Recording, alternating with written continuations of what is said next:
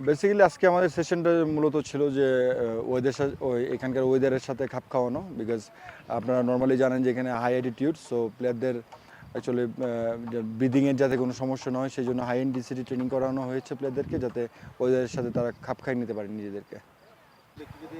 সেশনে ফার্স্ট আমাদের একটু অ্যাক্টিভেশন ছিল উইথ রন্ডো, দেন আমরা একটা পজিশন গেম খেলছি, কিছু স্পিড এন্ডুরেন্সের কাজ করেছেন head coach Saiful Bari Titu sir. So and then প্লেয়াররা পজিশন গেম খেলছে, অ্যান্ড দেন আমরা গেম ট্রেনিংয়ে চলে গিয়েছিলাম সরাসরি।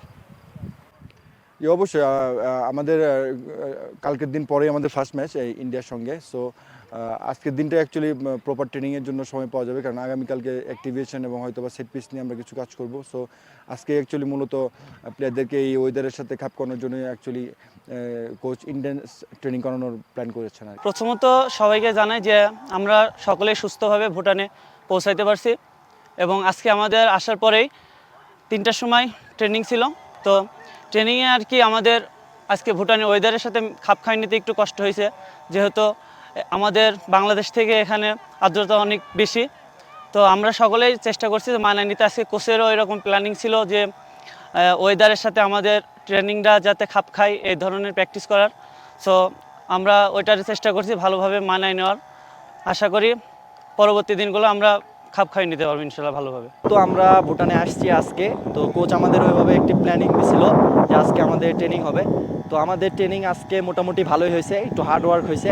তো আমরা ভুটানের ওয়েদের সাথে ম্যাচ করানোর জন্য আজকে মূলত ট্রেনিংটা দেওয়া হয়েছে।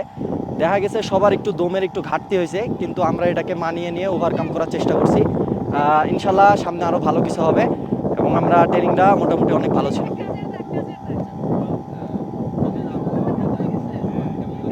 হ্যাঁ, ভুটান আসলে অনেক সুন্দর একটি দেশ এবং অনেক ভালো লাগতেছে। তার মাঠও অনেক সুন্দর। আমরা এরকম মাঠে ট্রেনিং পেয়ে অনেক ভালো লাগতেছে নিজের কাছে, কিন্তু ওয়েদারের সাথে আমাদের ম্যাচ করানোর জন্য একটু সময় লাগবে, কিন্তু আমরা যত তাড়াতাড়ি সম্ভব এটা চেষ্টা করব ম্যাচিং করে গেমের জন্য প্রিপারেশন নিতে। শ্বাসকষ্ট এবং দমের একটু ঘাটতি হইতেছে, মাঠে যখন রানিং করে আমাদের গলা শুকায় যেতেছে বা ঠোঁটটা একটু শুকায় যেতেছে, একটু দমে নিঃশ্বাসে আমাদের একটু প্রবলেম হইতেছে। আমরা চেষ্টা করতেছি এটা ওভারকাম করার জন্য।